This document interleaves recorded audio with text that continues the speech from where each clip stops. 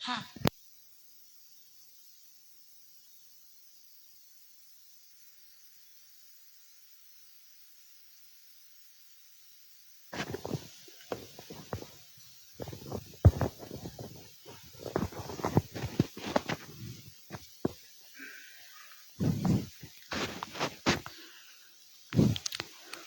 नमो अरिहंताणं, नमो सिद्धाणं, नमो ऐरियाणं, नमो उवज्जयाणं, नमो लोये सव्यसाहुणं, ऐसो पंचनमुक्कारो सर्वपावपणासनो, मंगलाणं च सव्यसिं परमं हवै मंगलम्। मंगलं भगवान् वीरो मंगलं गौतमो गणे मंगलं कुन्दकुन्दार्यो जैनधर्मोऽस्तु मंगलं सर्वमङ्गल माङ्गल्यं सर्वकल्याणकारकम् अधानां सर्वधर्मा जैनं जयतु शासनम् जैनं जयतु शासनम्। ओम नमः सिद्धेभ्य, ओम नमः सिद्धेभ्य, ओम नमः सिद्धेभ्य। अभी समापना पहले कर लेंगे अपन शाम का प्रतीक मनी।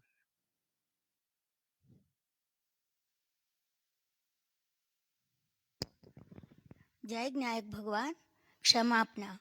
જગતના સર્વે જીવોને હું ખમાવું છું, ખમાવું છું, ખમાવું છું. જગતના સર્વે જીવો મને ક્ષમા કરો, ક્ષમા કરો, ક્ષમા કરો. જગતના સર્વે જીવો સાથે મારે મૈત્રી ભાવ છે, મૈત્રી ભાવ છે, મૈત્રી ભાવ છે. જગતના કોઈ પણ જીવ સાથે મારે વેરભાવ નથી, વેરભાવ નથી, વેરભાવ નથી. જગતના સર્વે જીવો સુખી થાઓ, સુખી થાઓ, સુખી થાઓ. જગતના સર્વે જીવો શાંતિ પામો, શાંતિ પામો, શાંતિ પામો. જગતના સર્વે જીવોનું કલ્યાણ થાવ, કલ્યાણ થાવ, કલ્યાણ થાવ. જગતના સર્વે જીવો આનંદ પામો, આનંદ પામો, આનંદ પામો. મારા રોમે રોમે પ્રેમ ભાવ, મૈત્રી ભાવ, કરુણા ભાવ, દયા ભાવ, સેવા ભાવ અને સહિષ્ણુતા ભાવ જાગો, જાગો, જાગો. મારા અણુએ અણુમાં ક્ષમતા, સમતા, સરળતા, નમ્રતા, સંતોષ, ગુણાનુરાગીપણું ક્ષણે ક્ષણે જાગ્રત થાવ, જાગ્રત થાવ, જાગ્રત થાવ. મારા ઉપયોગની સજાગતા, યોગોની શુભતા, સર્વ પરમાં સાક્ષી ભાવ સહેજે રહે, સહેજે રહે, સહેજે રહે. મારા આત્માના પ્રદેશે પ્રદેશે જ્ઞાન ચેતના, દર્શન ચેતના જાગૃત થઈ, શુદ્ધ થઈ, સક્રિય થાવ, સક્રિય થાવ, સક્રિય થાવ. ઓમ શાંતિ, શાંતિ, શાંતિ. જય જ્ઞાન.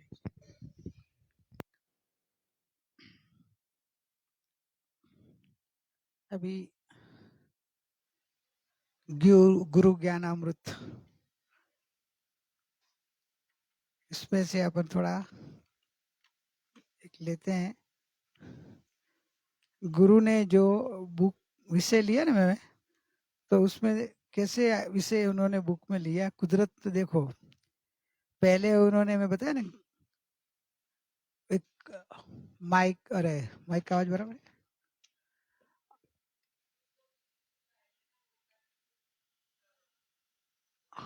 अच्छा, हाँ हाँ, ये लोग ये आप लोगों ने फेसबुक में देखा नहीं होगा, 4 से 5 फ्लाइट में थे, अभी फ्लाइट से बाहर आ गए कि फ्लाइट अच्छे थी। एक गुरु ज्ञानामृत, गुरु माँ के बचपन में जो लिखा हुआ था, बाद में तो आपको मालूम थे वो ज्यादा मौनी और ध्यानी, इसलिए और गुरु भाई ने काम सौंप दिया, उन्होंने तो अपना बोलना ही बंद कर दिया ने लिखना ही बंद कर दिया, ध्यान में उतर गए। इसलिए पीछे का तो नहीं मिल रहा है, खाली लास्ट 40 इयर्स का जो निरपेक्षता का जो दिया था वो रिकॉर्डिंग वो भी कर लिया था, वो है। बाकी तो कभी कभी छोटे छोटे सूत्र जो देते थे वो है। तो ये गुरु ज्ञानामृत बुक का विमोचन हुआ था दोपहर में 4 से 5 में। तो ये बुक एक्चुअली अभी आपको सबको मिलने वाली थी प्रभावना के रूप में अभी, लेकिन ये कोविड के चक्कर में थोड़ा वो जो काम करने वाले थे वो लोग का काम नहीं हो पाया, तो अभी डिजिटली बन गई, तो डिजिटली अपन इसका विमोचन कर लिया। अभी भावना रखते हैं कि गुरु के जन्मदिन तक हो जाए। तो ये गुरु ज्ञानामृत जो है उसमें गुरु ने, मैं थोड़ा रिपीट करना पड़ेगा क्योंकि जो पीछे से आए उनको नहीं मालूम हो, तो ये बुक कौन कह रहे थे तो वो भी बता देता हूँ। जो प्रतीक जी रिंकी के परिवार, संघवी परिवार की ओर से बुक बन रही है। और इस बुक में गुरु माँ ने कुछ 19 साल की उम्र में जैन जो मैगजीन आते हैं ना, जैन पत्रिका जैसे रहते हैं, उन्होंने कोई लिखने का लेख लिख के भेजने का होगा, तो उन्होंने लिख के भेजा था, तभी उनका फर्स्ट नंबर आया था। तो उसके 2 के 3 दिन के बाद उन्होंने, देखो ये लेख उन्होंने कभी भेजा था 11 नवंबर 1976, तभी उनकी उम्र 19 साल की थी। ये लिखने के बाद उन्होंने 13 सितंबर 2 दिन के बाद ही मोह के ऊपर लिखा। तो मैं पढ़ा थोड़ा, तो जैसे उन्होंने इसमें आत्मा का स्वरूप जो लिखा, तो स्वरूप के लिखने के बाद उन्होंने ऐसा लगा कि आत्मा भगवान जैसा होते हुए भी भगवान क्यों नहीं बन रहा है, 4 गति में क्यों भटक रहा है, भगवानपना प्रकट करना हो तो मुझे क्या करना पड़ेगा। तो उन्होंने मोह के ऊपर लिख के रखा, और वो लिखा खास कि मोह है वो ही बड़ा शत्रु है, जो ये मोह क्षय कर दिया तो अवश्य आत्मा परमात्मा बन जाएगा। समझे, सार पकड़ लिया कि आत्मा स्वभाव से तो परमात्मा है, फिर भी अपने को परमात्मा बना अनुभव में क्यों नहीं आता है, मोह। समझे, मोह बीच में आ जाता है, और मोह के कारण जीव परिभ्रमण कर रहा है। और जैसे जैसे मोह आपका क्षय होते जाता है वैसे वैसे गुणस्थान बढ़ते जाते हैं, और पूरा मोह का क्षय हो जाए तो क्या बोलते हैं, मोक्ष। मोह का क्षय, मोक्ष मतलब मोह का मोह और क्षय का क्षय हो गया मोक्ष। मोह का क्षय हो गया तो मोक्ष। और कुछ नहीं करना आपने को, मोह तोड़ देना, बस मोह का क्षय कर दो। आपको ना व्रत करना है, ना उपवास करना है, न यात्रा करनी है, न तपस्या करनी, चलेगा। आपके अंदर में से मोह निकल जाना चाहिए, वैसा उन्होंने लिया। मोह में भी मेन मोह कौन सा है, राजा तो दर्शन है। दर्शन मोह मर गया तो मंत्री थोड़े टाइम में मर के चला जाएगा। राजा मर गया ना, फिर प्रधान का ज्यादा नहीं चलेगा, और प्रजा तो थोड़ी देर में फटक चली जाएगी। नहीं समझे आप, दर्शन मोह मर गया तो चारित्र मोह, जो प्रधान है, प्रधान सब हैंडल करता है ना, हैंडलिंग तो प्रधान ही सब करता है, चारित्र मोह है, जीवन है, वो भी चला जाएगा। और प्रजा में बाकी के 7 कर्म, प्रजा समझे ना, बाकी के जो प्रजा है जो लड़ाई करने वाली, के हैरान परेशान करने वाली, वो तो चले जाएंगे। खाली दर्शन मोह का निकालना है। दर्शन मोह यानी क्या, समझे, दर्शन मोह समझो, मिथ्या मान्यता, मिथ्या श्रद्धा। दर्शन का अर्थ होता है श्रद्धा, और दर्शन मोह એટલે શ્રદ્ધા के अंदर मोह है એટલે श्रद्धा जैसा स्वभाव है वैसे नहीं करे उसको बोलते हैं मिथ्यात्व। जैसा स्वरूप है वैसे आपकी श्रद्धा नहीं हो तो मिथ्या श्रद्धा हो गई। और मिथ्या श्रद्धा है वो संसार दुख परिभ्रमण का कारण है। तो वैसे उन्होंने मोह में पूरा ये ले लिया कि आत्मा स्वभाव से, पहला वाक्य लिखा, आत्मा स्फटिक मणि की तरह निर्मल और प्रकाश स्वभाव वाला है। पहला सेंटेंस क्या लिया? स्फटिक मणि जैसा। समझे? स्फटिक मणि आप लोगों ने सुना होगा, देखा भी होगा भी। आप लोग तो अच्छे घर के, हमारे जैसे नहीं है, गांव वाले जैसे। स्फटिक मणि आता है।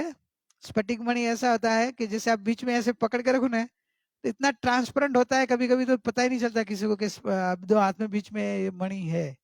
अरे अब इतना ट्रांसपेरेंट है जैसे स्फटिक मणि। तो वैसे आत्मा भी निर्मल है, स्फटिक मणि जैसा निर्मल है, केवल ज्ञान स्वभावी है। समझे? मलिनता जीव के स्वरूप में नहीं है, स्वभाव में नहीं है। और मणि प्रकाशमान होते हैं ना, मणि में से प्रकाश निकलता है, तो एक ज्ञान प्रकाश, जानने वाला प्रकाशमान। समझिए? आत्मा स्फटिक मणि की तरह निर्मल प्रकाश स्वभाव वाला है। बस ये निर्मलता और प्रकाश यानी ज्ञान आनंद ऐसे गुणों का अनुभव क्यों नहीं हो रहा है?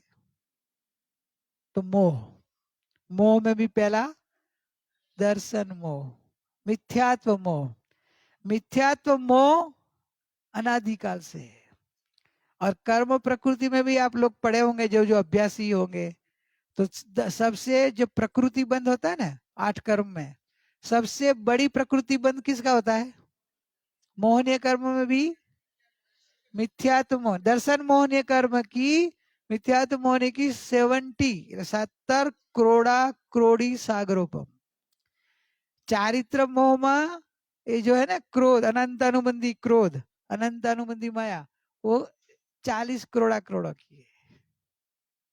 जो अपने को जगत में क्रोधी व्यक्ति के ऊपर ज्यादा ऐसे तो बहुत क्रोधी है, बहुत है, बराबर ना? और वो क्रोधी भी कभी कभी दुखी होता है। ज्ञानी बोलते हैं कि शांत बैठा हो ना, कभी गुस्सा नहीं आता हो ना, तो भी वो क्षण क्षण मिथ्यात्व का भयंकर पाप बांध सकता है। क्योंकि मिथ्यात्व मोहनी कर्म ऐसा है, कोई बाहर में दिखता नहीं है। क्रोध दिख जाएगा, लोभ भी दिख जाएगा, माया का भी थोड़ा परिचय हो तो पता चल जाएगा, हिंसा कोई करता हो तो दिखाई देगी, झूठ बोले तो थोड़े टाइम में आपका परिचय साथ में तो पकड़ा जाएगा, चोरी भी आगे पीछे कभी पकड़ा जाती है, परिग्रह दिखाई देता है। दिखाई देता है विंकी? परिग्रह दिखाई देता है हमको तो। इधर सब लोग वाह वाह करते हैं कि मैं परिग्रह परिग्रह देख रहा हूं। पुदगुला का ढेर है, आखिर तो है क्या? तो परिग्रह दिखाई देता है, लेकिन मिथ्यात्व, मिथ्यात्व अंतर में है। मान्यता, मान्यता तुम्हारी क्या है? इस घर में रहते हुए भी घर से भिन्न अपने को शुद्धात्मा अनुभव करे तो ये परिग्रह बीच में नहीं आता है, तो उसको मिथ्यात्व का पाप नहीं लगता है। और झोपड़पट्टी में ना, एक झुपड़ा में रहता हो ना, खाली एक झुपड़ा में रहता हो तो भी वो झोपड़े में इतनी ममता हो और अपना मानता हो, और महापरिग्रही बोला, और मिथ्यात्व ज्यादा है इसलिए महापरिग्रही बोल दिया। मैं परमात्मा, अभी तक परमात्मा पद में नहीं आई। मैं ऐसा नहीं होना चाहिए, भूल जाने का पर्याय को। मैं त्रिकाली ध्रुव, इस स्वभाव को भूले तो मिथ्यात्व है।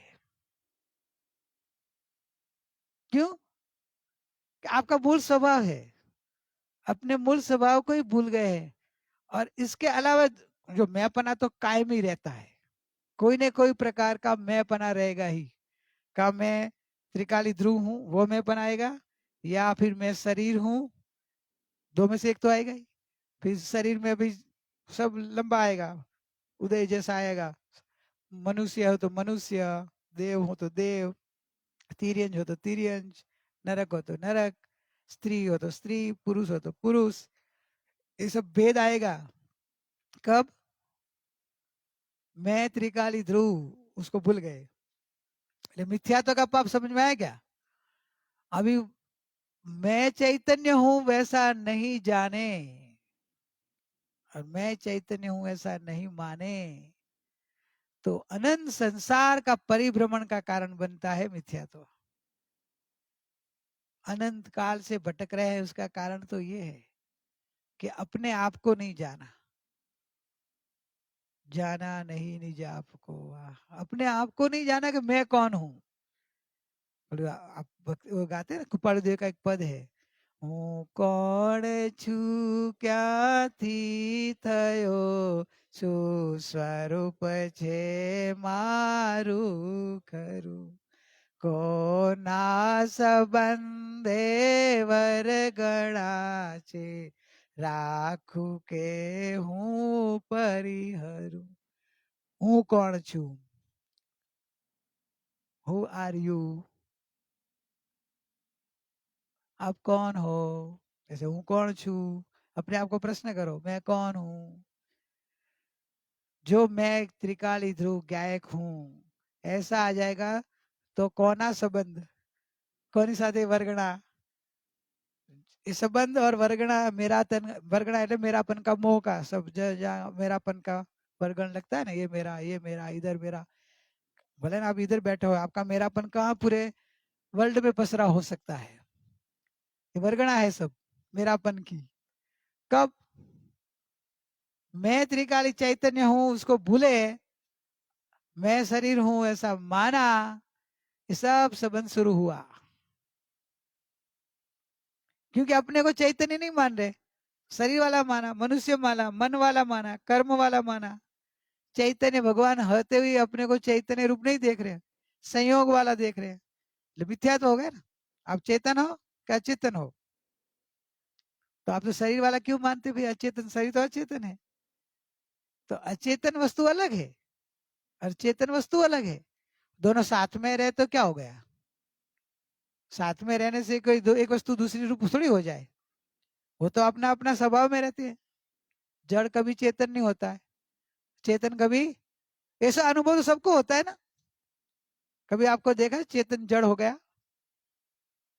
कभी देखो कभी जड़ चेतन हो गया? वो तो देखा होगा ना आपने. नहीं नहीं, डायमंड आपके पहनने से वो चेतन हो जाता होगा ना. आपके शरीर के ऊपर आ गया तो डायमंड चेतन होता जाता होगा. पुद्गल पुद्गल ही रहेगा ना.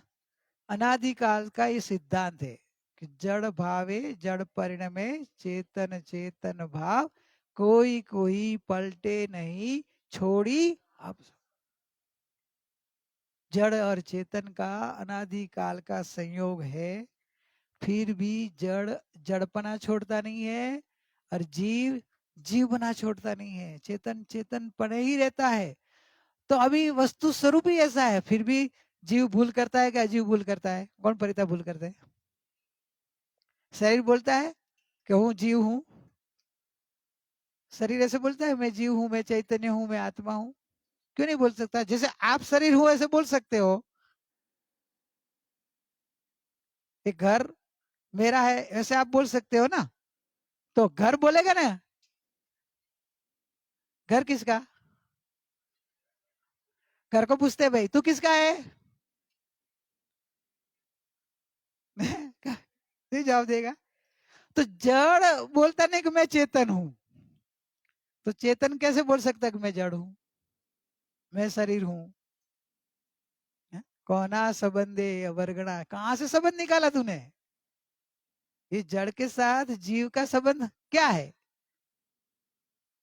भ्रमणा है ना. बस नहीं होते हुए भी मानना, उसको बोलते भ्रमणा. भ्रांति कहो, मिथ्यात्व कहो, भ्रमणा कहो, अज्ञान कहो कि जड़ पदार्थ का मालिक जड़ खुद है. जड़ कभी अपने को चेतन ऐसे नहीं मानता है, तो चेतन अपने को जड़ कैसे मान सकता है?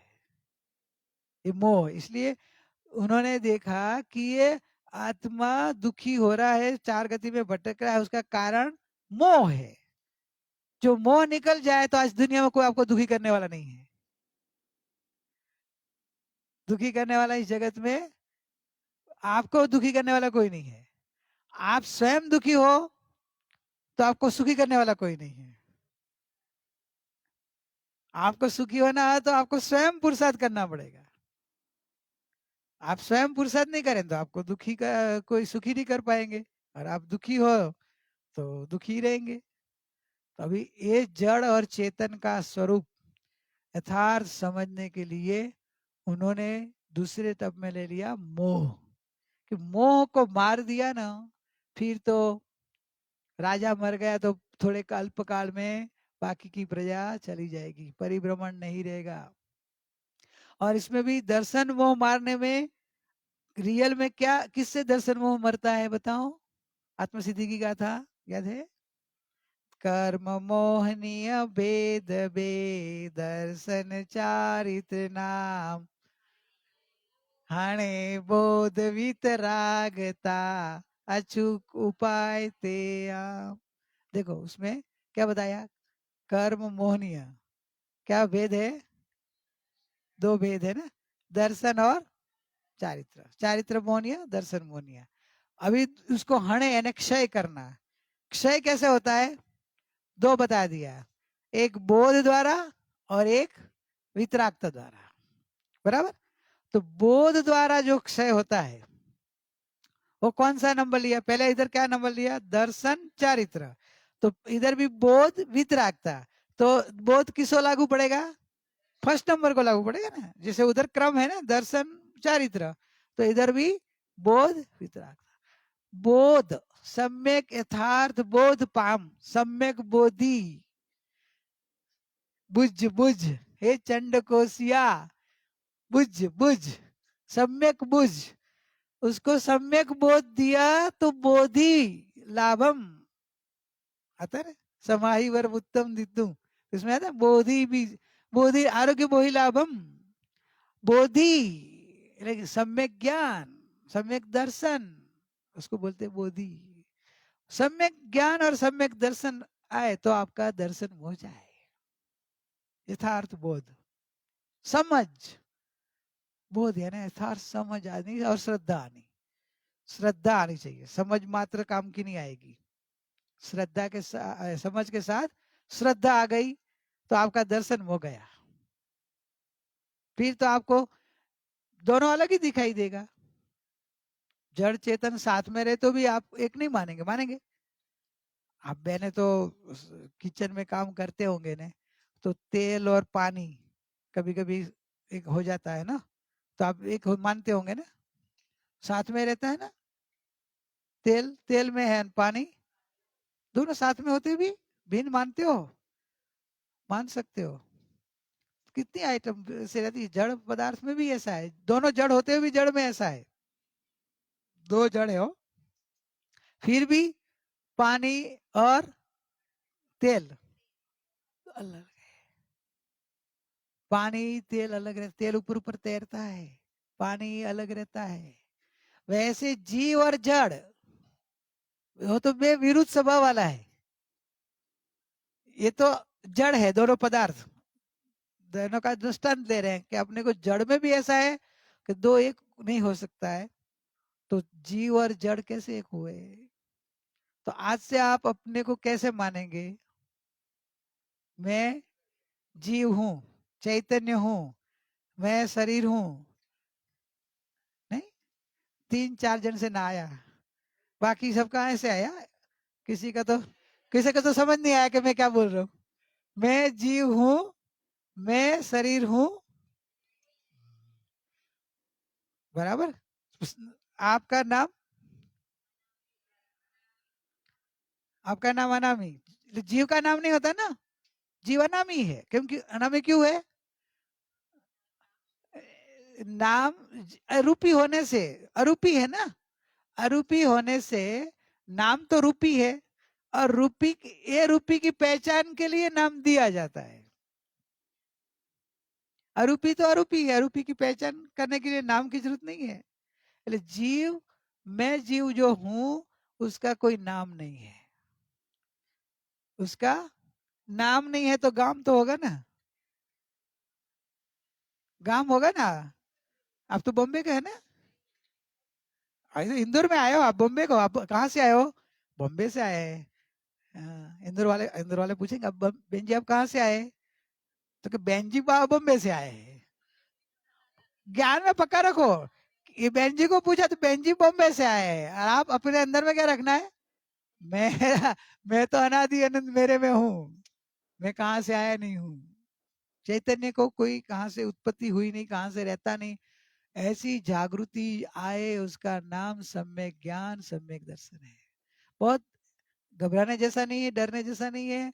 ज्ञानी पुरुष बोलते हैं कि इतना सहज सरल वस्तु को अपन बहुत कठिन मान के छोड़ दिया ना, कि नहीं सम्यक दर्शन तो बहुत कठिन है। हाँ, कठिन है, अनंत काल से नहीं हुआ इसलिए कठिन लगेगा, लेकिन स्वरूप समझेंगे ना तो सबसे इजी में इजी है सम्यक दर्शन, सरल में सरल। सम्यक दर्शन सरल है, चारित्र कठिन है, सम्यक दर्शन सरल है। ચરિત્ર ખલ્લું ધમ્મો દર્શન મુલ્લો ધમ્મો. સમ્યક દર્શનમાં કઈ કરવાનું નથી અને સમ્ય થઈ જાય. ચારિત્રમાં તો કેટલું करना है. चारित्र के गुणस्थान कितने हैं? 5 गुणस्थान, 5वां से लेके 12वें 13वां भी गुण चारित्र का ही है सब, मतलब 5वें से चौथे से ऊपर में सब चारित्र के पुरुषार्थ। और सम्यक दर्शन का एक ही गुणस्थान है, चौथा गुणस्थान। कितना सरल होगा, सरल तो है लेकिन थोड़ा अनादिकाल का जो समझ है ना, अटपट्टी उल्टी समझ पड़ी है, मिथ्यात्व, तो वो सत्य समझने नहीं देता है। और समझ में थोड़ा आ जाए तो अंदर में स्वीकार नहीं करने देगा, श्रद्धा नहीं करने देगा। और श्रद्धा समझो बुद्धि रूप आ भी जाए तो अनुभव नहीं करने देगा। कहने का मिथ्यात्व आपको रोकेगा। मिथ्यात्व का ऐसा है कि वो कहने का समझ आ गई कि नहीं मैं जीव हूँ, चेतन हूँ, सहयोग के साथ कोई लेना देना नहीं है, तो भी श्रद्धा नहीं, शरीर तो मैं हूँ ना, श्रद्धा नहीं होने देगा। वो ज्ञानी पुरुष बोलते हैं, भगवान बोलते हैं, बात तो सही है, लेकिन नहीं शरीर को कुछ हुआ तो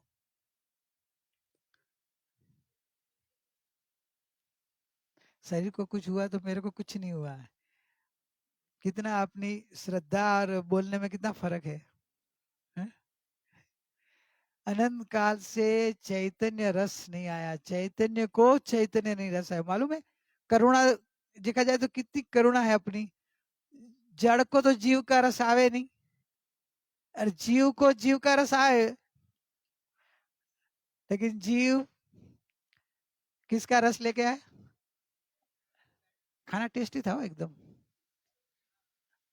अच्छा बना था, एकदम बढ़िया खाना था ना, रस आ गया, जड़ में रस आ गया। ज्ञान अच्छा था, रस आया था, है? ज्ञान अच्छा था, रस आया था। पूजा तू क्या खाया आज? याद था कि बोलने में अभी बोल रही? बस ये मिथ्यात्व समझ है कि मुझे ज्ञान ज्ञान होता है, लेकिन खाने के टाइम तो रस आ जाता है जड़ का, कि जड़ में याद ही नहीं आता है ज्ञान हो रहा है, ज्ञान मात्र हूं, मैं तो सिर्फ जानने वाला हूं, मैं खाने वाला हूं ही नहीं, सिर्फ जानने वाला हूं। ये मान्यता का उल्टा अनंत काल का घोलन ऐसा है कि वो मान्यता में बैठने नहीं देता है। बुद्धि रूप अभी बोलने में आए बोल देंगे, लेकिन जब वो तो तभी तो एकाकार, ये दर्शन मोह अनादिकाल का बैठा ऐसा ऐसा है कि वो आपकी मान्यता में एक रूप कर देता है। इसलिए भ्रमणा तोड़ना है, तो भ्रमणा तोड़ने के लिए ज्ञानियों ने पहला पुरुषार्थ क्या बताया? बोध। व्रत नियम तप त्याग सब है, लेकिन वो वितरागता पाने के लिए, चारित्र मोह तोड़ने के लिए, दर्शन मोह तोड़ने के लिए बोध जरूरी है। सम्यक ज्ञान, सम्यक दर्शन। जैसे चंडकोशिया ने सम्यक ज्ञान किया भगवान की वाणी से, तो उसमें उन्हें क्या व्रत नियम तब किया था, तभी तभी उसने क्या व्रत नियम किया, फिर भी सम्यक दर्शन हो गया कि नहीं? सम्यक दर्शन करने के लिए तो भगवान की वाणी जो सुनते सुनते अंदर उतर गया, अंदर उतरते उतरते देह से भिन्न शुद्ध चैतन्य आत्मा को देख लिया।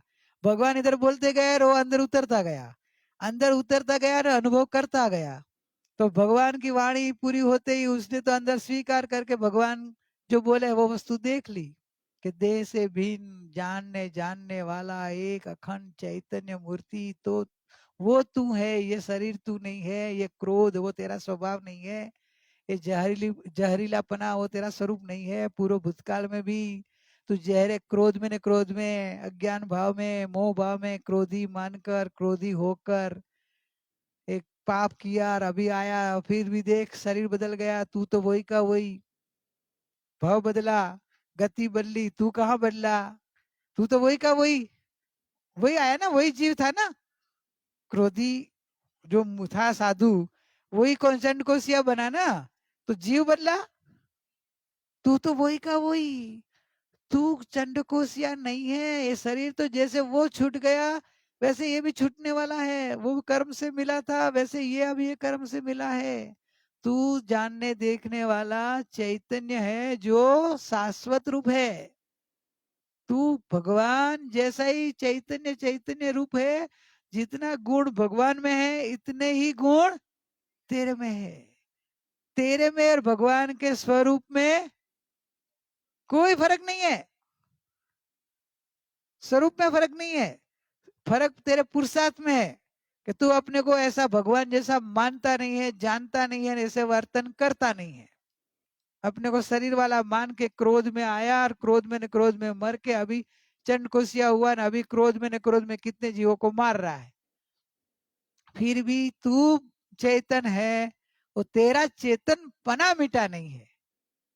जब ये वाणी सुनी तो स्वीकार हो गया कि नहीं उसको, तो अपने को नहीं हो सकता है। नहीं चंडकोशिया को हो जाए भाई, अपन तो चंडकोशिया से भी जहरीला थोड़े हैं, चंडकोशिया तो जहरीला था ना, इसलिए उसको सुधार हो गया है ना। अपन तो इतने क्रोध वाले नहीं है ना,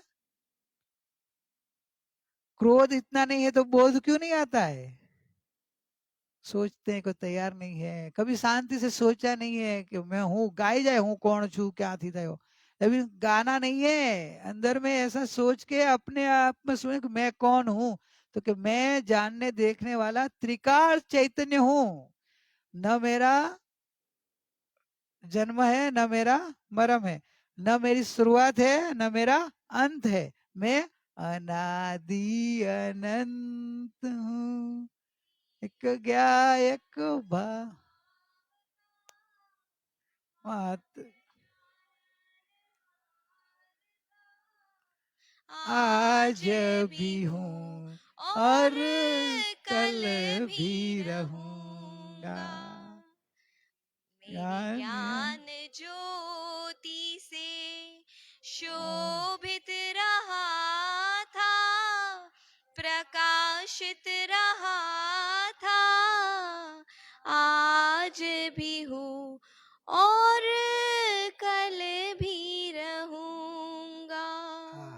अनादि अनंत, न मेरी आदि, अनादि का मतलब शुरुआत, न मेरी शुरुआत है न मेरा अंत है, मैं अनादि से हूं, मतलब मैं अनंत काल से चैतन्य रूपी हूं और अभी मर जाऊंगा, मर जाएंगे ना अपन तो अभी, एक दिन तेरा गोरा तन ये मिट्टी में मिल जाएगा, तो आप तो मर जाने वाले एक दिन तो,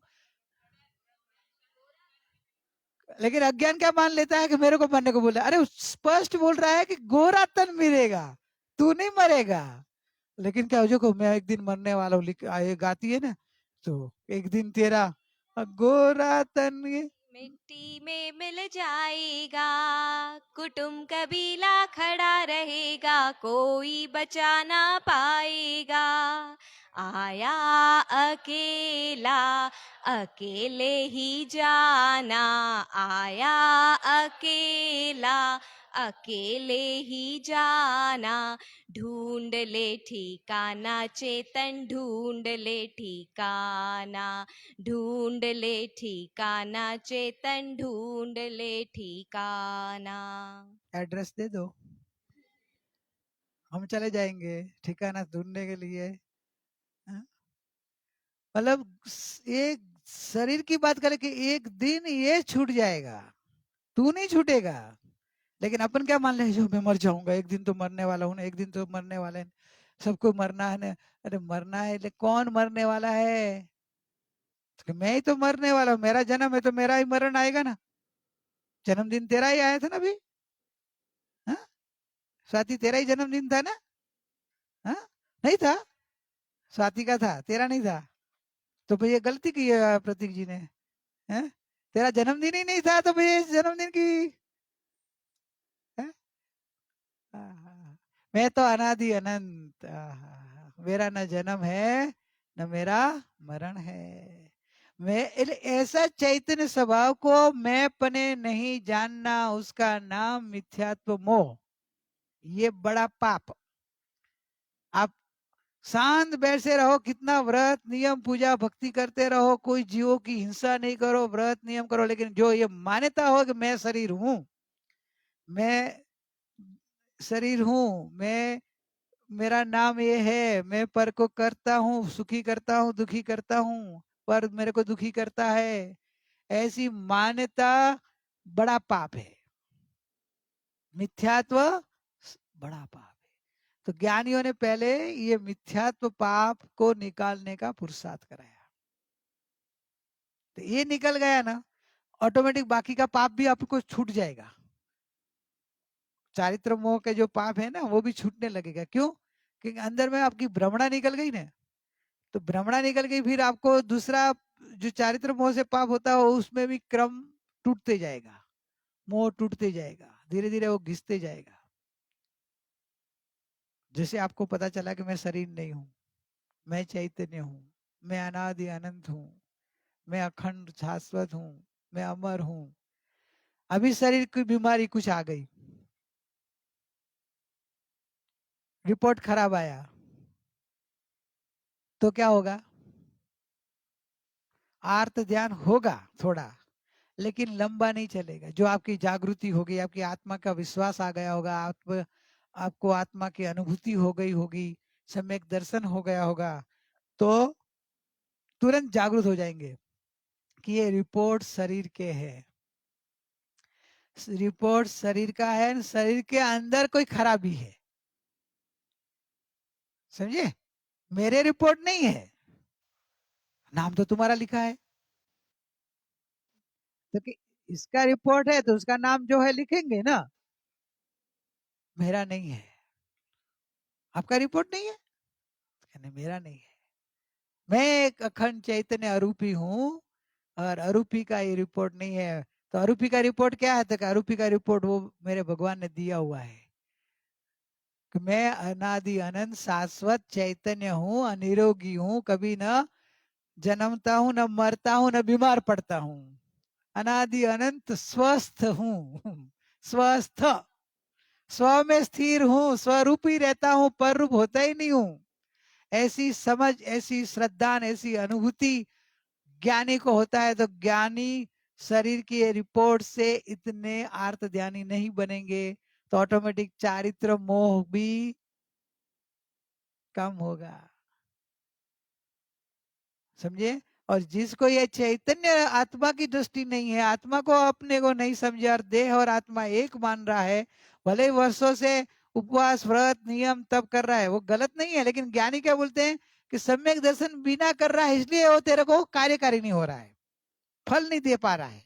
क्योंकि वो करने वाले को भी जब देह में कुछ होगा, रिपोर्ट को हुआ है, तो अंदर में इतना अर्थ ध्यान हो जाएगा, बेचैनी आ जाएगी, क्योंकि एकत्व का पाप लग जाएगा। मिथ्यात्व है ना, मेरे को हुआ, मेरे को, इधर तो हुआ है, जानेंगे शरीर को हुआ है। अभी चारित्र मोह है तो दवा आदि भी लेंगे, उपचार भी करेंगे, लेकिन अंदर में निसंक और निर्भय रहते हैं। अंतरंग निसंकता अलग होती है, अंतरंग निर्भयता अलग होती है। क्यों? कि उन्होंने देह से भिन्न अपने चैतन्य का विश्वास अनुभव पूर्वक कर लिया है। तो शरीर को हो रहा है तभी भिन्न पने अपने को जान रहे हैं कि मैं नहीं, मेरा नहीं है, मैं त्रिकाली हूं, मैं अखंड हूं, मैं चैतन्य हूं, मेरा रिपोर्ट है ही नहीं। ऐसी निसंक श्रद्धा के बल में आर्त ध्यान की जो परिणमन की धारा है ना, मंद हो जाती है। इसलिए ये समझ आया कि चारित्र मोह में भी धीरे धीरे धीरे उसका बल चलेगा, पुरुषार्थ चलेगा।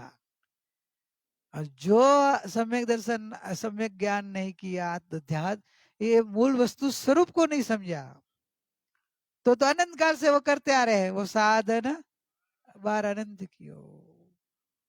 तो आप इन्होंने ये खास 2 सब्जेक्ट पहले लिया, फिर तीसरा क्या लिया, मोह को तोड़ने का साधन। मोह तोड़ना था ना उन्होंने, तो मोह कैसे तोड़े, तो उन्होंने तो ये लिखा ब्रह्मचर्य है। ब्रह्मचर्य जो लिखा हो तभी 20-19 साल की, लेकिन उन्होंने तो 16 साल की उम्र में ले लिया था। तो 16 साल में उम्र में लेने का, लेकिन मोह को तोड़ने के लिए उन्होंने ब्रह्मचर्य का साधन और लिखा लेख कि ब्रह्मचर्य जितना पालेंगे, ब्रह्मचारी रहेंगे, उनको मोह तोड़ने के लिए साधना अच्छी तरह से होगी, निवृत्ति मिलती ना। संसार में फंसे, परिग्रह भाव बढ़ जाए, संसार की माया, फिर तो एक में से आते ना, गुरु माँ बताते थे, पहले 2 पैर वाला होता है ना मनुष्य, तो शादी करने से 4, फिर विक्की तेरे को 8 पैर वाला तो हो गया है, अभी आगे का क्या मालूम। बढ़िया है नहीं, ये दामाद आ जाएगा तो होते जाएगा रेड। मासी को पूछ लेने, नहीं होगा क्या मालूम बोल रहा हूँ, हो जाएगा तो, नहीं हो तो अच्छा ही है, तो 8 पैर वाला ही रहेगा। मकड़ी होती ना, 8 पैर वाली तो मकड़ी होती है ना। और इधर मासी को पूछ कितने पैर वाले, तो वो तो अपने स्वभाव की साधना करेगा, तो 8 पैर में नहीं बनेगा। कहने का मतलब, उन्होंने ब्रह्मचर्य जो ये क्रम ऐसे कैसे लेते गए, साधन ये लिया कि ये जो लाइन में आ जाएगा, ब्रह्मचारी लाइन में, तो मोह तोड़ने का सरल हो जाएगा, क्योंकि वो जिम्मेदारी पूरी उस लाइन ही कट हो जाती है ना। फिर अपनी आत्मा की आराधना और शरीर का जो उदय भाव, उसमें ही रहने का। फिर आगे तो उन्होंने संलेखना, तुम्हें बताया था ना, सुबह बताया दोपहर में, कि वो बीमारी आ गई, तो उन्होंने अपनी संलेखना की तैयारी के रूप में संलेखना के लेख बना के रखा कि आज तो शरीर का कोई भरोसा नहीं है। ऑपरेशन होने के बाद उन्होंने देख लिया कि शरीर ऐसा क्षणभंगुर है, तो संलेखना की तैयारी कैसे करनी, क्या होना चाहिए, संलेखना कैसे करना, तो ये सब संलेखना का पूरा समाधि मरण वाले की भावना कैसी, वो तैयारी उन्होंने लिख के रख दी। तभी से अपनी भावना, और अपनी मृत्यु के बाद, तो समाधि मृत्यु आ जाए, मृत्यु के बाद क्या करना, कैसे लोगों को भी क्या करना, और मेरे मृत्यु के समय मुझे क्या कराना आप लोग, ऐसा पूरा उन्होंने लिख के रख दिया। तो ऐसे एक एक क्रम उन्होंने अपने बुक में लिखा हुआ है। और फिर बाद में फिर वापिस से संलेखना का पूरा होते ही त्याग, विशिष्ट प्रकार से पुरुषार्थ है, वो त्याग है, चारित्र मोह को तोड़ने का। और दर्शन मोह तो निकल जाए, और फिर चारित्र मोह निकालने का त्याग है। जितना फिर आपके अंदर में त्याग बढ़ेगा, वैसे वैसे आपके अंदर में चारित्र मोह टूटेगा। तो त्याग लिया है वो चारित्र मोह तोड़ने के लिए। फिर उन्होंने आत्मचिंतन लिया, तो वो अपनी अंतरंग दृढ़ता, अंतरंग साधना, अंतरंग स्थिरता, अंतरंग लीनता, अंतरंग चारित्र, त्याग में बाह्य चारित्र त्याग, अभी अंतरंग चारित्र बढ़ाने के लिए आत्मरमणता, आत्मा में स्थिरता, आत्मा में ध्यानस्थ बनेंगे। आत्मचिंतन बहुत अच्छे चिंतन है, एक एक चिंतन आप पढ़ेंगे, आप बहुत बीच में थोड़ा थोड़ा मैंने एक बार सत्संग कराया भी था आपको, अलग अलग टाइम में लिया था थोड़ा, कोई एक पर्यूषण में भी सुनाया था गुरु के समय। तो वे चिंतन से उन्होंने अपनी दृढ़ता बढ़ाई, चिंतन से अपनी स्थिरता बढ़ाई, अंदर में अपने वैराग को बढ़ाया, अंदर जागृति बढ़ाई, ऐसे अलग अलग चिंतन उन्होंने। और वो भी बोलते थे, चिंतन तो बहुत करते थे, लिखते नहीं थे। एक बार कोई साध्वी जी महाराज साहब आए होंगे, तो बैठे बैठे चर्चा करते, तो उन्होंने अपना चिंतन सुनाया, तो उनको बहुत अच्छा लगा। तो साध्वी जी महाराज ने बोला, अरे तेरे तो चिंतन बहुत अच्छे हैं, तेरी डायरी दे मने, मेरे को लिख ले तेरा चिंतन। वो बोले मैं तो लिखती नहीं हूँ। अरे इतने अच्छे अच्छे चिंतन तो करती है तो लिखती नहीं है। अरे हमारे लोगों को काम लगे, दूसरे लोगों को काम लगे, तेरे लिए भी अच्छा है, भविष्य में वापिस तेरे को। तो उन्होंने आग्रह किया कि नहीं तू चिंतन लिख, सबको, हमारे लिए लोगों को, दूसरे को भी काम लगेगा। तभी वो लिखा, और पीछे फिर वो ध्यान में चले गए तो लिखने का सब विकल्प छूट गया। तो खाली 84 85 तक के चिंतन होंगे, 86 बस, 86 87 लेट में एग्जैक्ट डेट याद नहीं है। बाद में वापिस वो ध्यान में आगे बढ़ते गए, फिर तो चिंतन होता होगा, लिखते नहीं थे।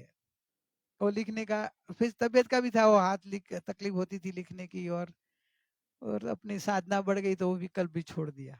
तो भी कुछ 33 चिंतन शायद मिले हैं ना वैशाली, 33 है, 33 चिंतन उन्होंने लिख के रखा है, वो मिला है।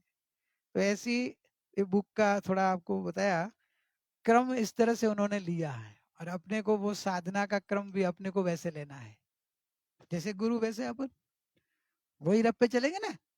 पंथ तू ही गया था ना आज के बपुर में, तेरे राह पे चढ़ने का क्या बताया था, कुछ भक्ति गाई थी कोई। तो वो गुरु की, जो गुरु ने लिख के दिया वैसे अपने उन्होंने अपने जीवन में लिया, और अपन भी ऐसे जीवन में लेंगे।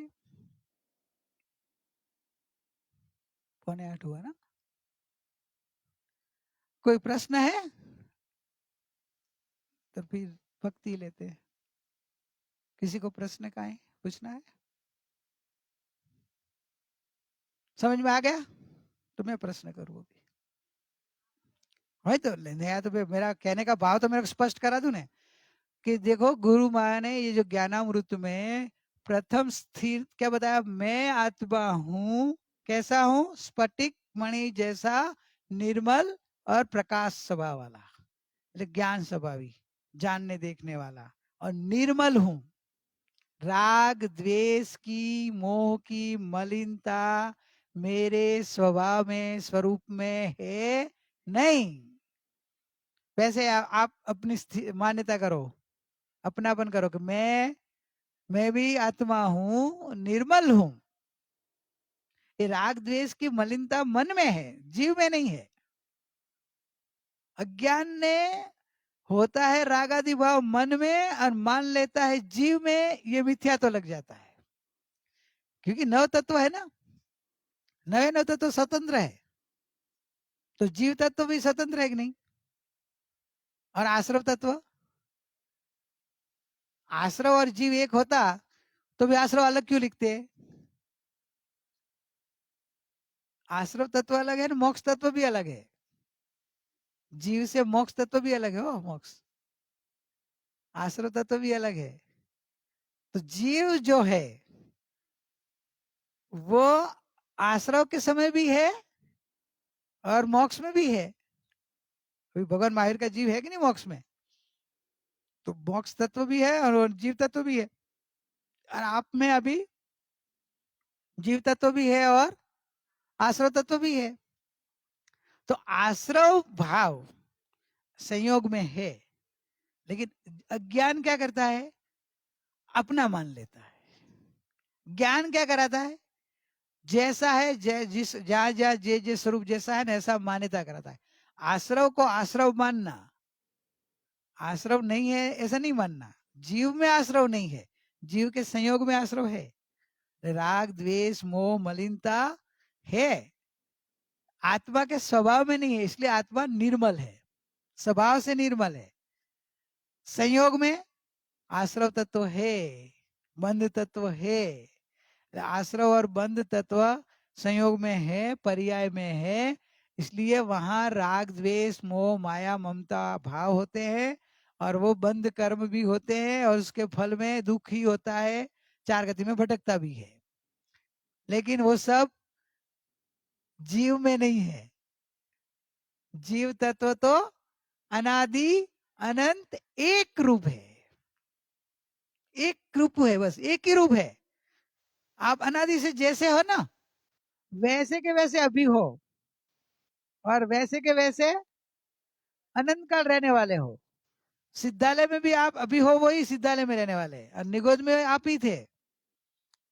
तो ध्यान क्या करना, अभी बोलो, आप अभी रागी के द्वेषी के जीव, कैसा जीव? निर्मल, अनादि अनंत, एक रूप, समझे, शाश्वत, ध्रुव, नित्य, अखंड, परिपूर्ण स्वभाव से ऐसा है। तो फिर राग द्वेष होता है ना आप में, है पर्याय में, आश्रय तत्व है संयोग में, तो पर्याय के संग में, पर्याय के अंदर राग द्वेष, इच्छा वृत्ति, मेरा तेरा, रोना धोना, किसमें हो रहा है? पर्याय में। शाबाश, मेरे में नहीं। तू क्या कर रही? जान रही, बस उदय आया, मेरे में नहीं है। ज्ञान नहीं रहेगी तो निजरा हो जाएगी। ये जानने में रहेगी तो निजरा, पहले संवर होगा, और फिर जब अपने में लीन हो जाएगी तो निजरा होगी। मैं क्या बोल दिया मालूम पड़ा? मोक्ष मार्ग बताई दिया आपको इतने में, कि ये उदय आ रहा है, वो आश्रव का उदय आया है। उदय आया ना, आकुलता आश्रव बंध तत्व का उदय आया। अभी वो उसको, वो तो इसमें आ रहा है, मुझे क्या मन में हो रहा है, मेरे को क्या, मैं तो गायक हूँ, मैं तो अनादि आनंद हूँ, मैं तो त्रिकाल हूँ, मैं तो अपरिणामी हूँ। क्या? अपरिणामी, अनादि अनंत एक रूप है ना। एक रूप का मतलब क्या? अपरिणामी। तो परिणाम की, परिणाम आश्रव है, परिणाम में हो रहा है, मैं तो जान रहा हूँ, मैं तो गायक हूँ। ऐसा जानने से इसको मिथ्यात्व का आश्रव अटक जाएगा। नहीं तो मैं रोती हूँ, ऐसा मानती थी, बैठ ही नहीं सकती। नहीं, ये अभी उदय है, वो तो रोता है, मुझे क्या है, मैं गायक हूँ। ऐसा करने से मिथ्यात्व का आश्रव नहीं होगा, संवर होने लग जाएगा। मोक्ष मार्ग इतना सहज है, सरल है, और जो ये उसमें आत्मभाव में रमणता करना सीख ले, तो ये इधर भले होता है, वो अपने में स्थिर हो जाए तो थोड़ी देर में वो मन का विकल्प शांत हो जाएगा, तो सब वो विकल्प पता ही नहीं चलेगा मन में क्या हो रहा था, तो निजरा भी हो जाए। अभी संवर हो रहा है, नहीं, जागृति है। धन्यवाद, जागृत रहना। तो गायक भाव की श्रद्धान वो मैन पहले करनी है, चैतन्य की। तो मैं आत्मा हूं, बराबर। तो ये मोह है, रो कौन रहा है? मोह, मुझे क्या है, मैं चैतन्य हूँ, मैं ध्रुव हूँ, मैं गायक हूँ। मन को कुछ लग गया दुख, हा? होगा मन दुख बेन वो रो रहा है, मुझे क्या, मैं तो चैतन्य हूँ, मैं तो भगवान आत्मा हूँ, बराबर ने? सरस। ऐसी ज्ञान चेतना जागृत लाके अभ्यास करना है, ये मैं आप समझ जाना चाहता था। आप समझ गए होंगे, तो अभी से आप जीव बन जाओ कि थे, तो आज से मान्यता करो। क्या करना? मान्यता में लाओ कि मैं चैतन्य हूं, मैं गायक हूं, मैं ध्रुव हूं। आज से नक्की करेंगे 3 दिन में आप चैतन्य चैतन्य चैतन्य रस इतना घुट घुट के पी लेंगे कि जो अनादिकाल का मिथ्यात्व का जहर चढ़ गया ना, पूरा उतर जाएगा मान्यता में से। और मान्यता में इतना पक्का हो जाएगा कि नहीं, मैं हूं जानने वाला, मैं चैतन्य हूं, मैं अमर हूं, मैं अजर हूं, मैं शरीर हूं ज नहीं। शरीर को कुछ हो रहा है तो शरीर को हो रहा है, मन को हो रहा है तो मन को हो रहा है, बराबर ना? शरीर और मन अलग है ना ज्ञान से। तो ज्ञान, ज्ञान क्या कर रहा है? नहीं, मैं उसको पूछ रहा हूँ, कोई जवाब नहीं देना। ज्ञान क्या कर रहा है? माइक दो। खुद को ही जान रहा है। खुद को ही जान रहा है, शाबाश। पर रो रहा है ना? कौन रो रहा है फिर? मन, मन, शरीर। शरीर। तू क्या कर रही है? अंदर से तो जागृति हूँ। जागृति है ना? हाँ। हाँ, सिद्ध भगवान है ना तू? हाँ। हाँ, सिद्ध भगवान रो रहे हैं ना? नहीं, हंसने लग गए। वो भी मैं नहीं, वो भी मैं। मैं तो समझे, रोने रहा है वो भी मैं नहीं, हंसने लगे वो भी मैं नहीं। मैं अनादि अनंत अपरिणामी ध्रुव चैतन्य हूँ, ऐसी दृष्टि रखने की ये मोक्ष मार्ग की शुरुआत है। और 3 दिन इतनी मस्ती में, इतना उत्साह पूर्वक, इतनी रुचि पूर्वक, आप देखा जाए तो सबको धन्यवाद दे रहा हूँ कि ऐसी दूर दूर, कितने दूर से आ रहे हैं अजी, और कल कच्छ से आ रहे हैं, तो वो लोग भी इतनी मेहनत करके आ रहे हैं, सबको धन्यवाद। नहीं तो मैं तो सोचा कि ठंडी में इधर इतने दूर, रुचि बिना कौन आएगा? रुचि हो वो ही आएगा ना, नहीं तो कौन आएगा? हाँ? नवा भी आया लेकिन रुचि है तो आ रहे ना, तो रुचि से आ रहे, इतने दूर आ रहे हो, तो अभी 3 दिन ऐसी अंदर उत्साह रुचि से जाएंगे तो आपकी परिणति में पक्का हो जाएगा कि मैं जानने देखने वाला चैतन्य हूं, मैं ध्रुव हूं, मैं शरीर मन कर्म संयोग में है, मैं नहीं हूं। ऐसा आपका विश्वास जो आ जाए तो जो हणे बोध बोला ने, आपका बोध से मिथ्यात्व क्षय होते जाएगा, आपको ये जड़ और चेतन का भिन्नपना महसूस होते जाएगा, और भिन्नपना महसूस होते ही आपका मोह मरने लगेगा। कौन सा मोह पहले मरेगा? दर्शन मोह मरने लगेगा, भ्रमणा का मोह जाएगा, और एक बार भ्रमणा जाएगी ना, फिर तो आपकी भ्रमण भी जाएगा, 4 गति का परिभ्रमण थोड़े अल्पकाल में चला जाएगा। ऐसा मोक्ष मार्ग का स्वरूप है। चलो अभी एक भक्ति सुन लेते हैं। कौन सुनाएगा? पिंकी की सुनते हैं, दे दो उनको माइक, है ना उधर ही।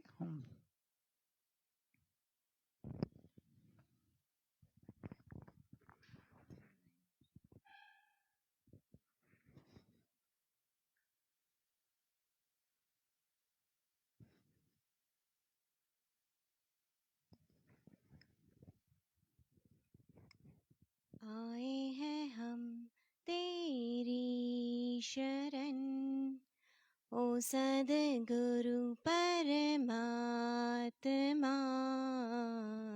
चरणों में अर्पण है अब मेरी ये आत्मा। आए हैं हम तेरी शरण, ओ सद्गुरु परमात्मा, चरणों में अर्पण है अब मेरी ये आत्मा। सानिध्य ना था जब तेरा, संसार भरा इन आँखों में, जो कुछ पाया इस जग से गुरु, अभिमान भरा इस मन में, राहों का मुझे ज्ञान नहीं, मुझको मेरी पहचान नहीं, अंधकार था जीवन में, देखी मुझे यही रोशनी, सर्व समर्पण कर दिया मैंने, करूं मैं तेरी वंदना। आए हैं हम तेरी शरण, ओ सद्गुरु परमात्मा, चरणों में पन है अब मेरी ये आत्मा। जो देखूं तुम वो देख सकूं, नजर वो गुरु मेरे पास नहीं, ना पावनता है मुझ में गुरु, संयम का अभ्यास नहीं, गुरु शरण में दिशा मिली, प्रीत प्रभु चरणों में लगी, संसार से स्व की ओर चली, तुझ बिन कुछ संभव ही नहीं, युग दिवा कर इतनी कृपा कर, चलते रहे ये साधना। आए हैं हम तेरी शरण, ओ सद्गुरु परमात्मा, चरणों में अर्पण है अब मेरी ये आत्मा। जन्मों के दुख मिटाने गुरु माँ तड़प रही ये आत्मा, भटक रही हूँ भव भव से, न जान सका जाऊं कहाँ। गुरु मेरे शुभ कर्म खिले, तुझ में मुझे भगवान मिले। चलना है उन राहों पर जहाँ गुरु तेरे कदम चले। शेष हो जीवन न मिटे कभी, ऐसा ज्ञान मैं पाऊं यहाँ। आए हैं हम तेरी शरण, सद्गुरु परमात्मा चरणों में अर्पण है अब ये आत्मा। मझधार में वो जीवात्मा, गुरु न जिसके जीवन में, मिले किनारा ना उसको कभी, बंधती कर्मों के बंधन में। भूल करूं मैं हर घड़ी, प्रीत तेरी न कम हो कभी। मिली है मुझे गुरु की शरण, लग जाए मुझ में तुझसी लगन। तू ही हमारा, तू ही सहारा, छोड़े शरण हम जाए कहाँ। आए हैं हम तेरी शरण, ओ सद्गुरु परमात्मा चरणों में अर्पण है अब मेरी ये आत्मा। चरणों में अर्पण है अब मेरी ये आत्मा।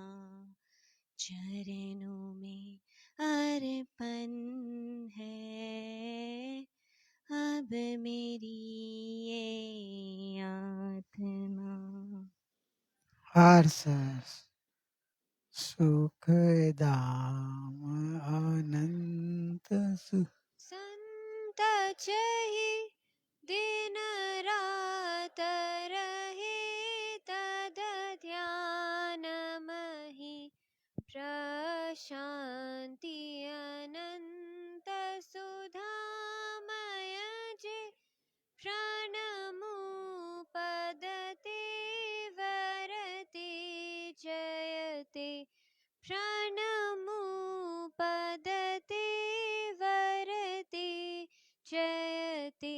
परम उपकारी सद्गुरु देवनो जय हो, परम पूजनीय ज्ञायक भगवान नो जय हो, जिनवाणी मातनो जय हो।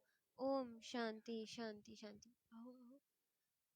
अहो अहो श्री सद्गुरु, करुणा सिंधु अपार, आपामर पर प्रभु कर्यो, अहो अहो उपकार। शु प्रभु चरण कने धरू, आत्माथी सौहीन, ते तो प्रभुए आप्યું, वरतु चरणाधीन। आदेहादि આજથી, वरतो प्रभु आधीन। દાસ દાસ હું દાસ છું આપ પ્રભુનો ધીન षट स्थानक समझाविने भिन्न बताव्यो आप म्यान थकी तलवारवत ए उपकार अमाप जे स्वरूप समझाविना पाम्यो दुख अनंत समझाव्યું તે પદ નમો શ્રી સદગુરુ ભગવન પરમ પુરુષ પ્રભુ સદગુરુ પરમ જ્ઞાન સુખ ધામ જેને આપ્યું ભાન નિજ તેને સદા પ્રણામ દેહ છતા જેની દશા વર્તે દેહાતીત તે જ્ઞાનીના ચરણમાં हो वंदन अगणित आज्ञानीना चरणमा हो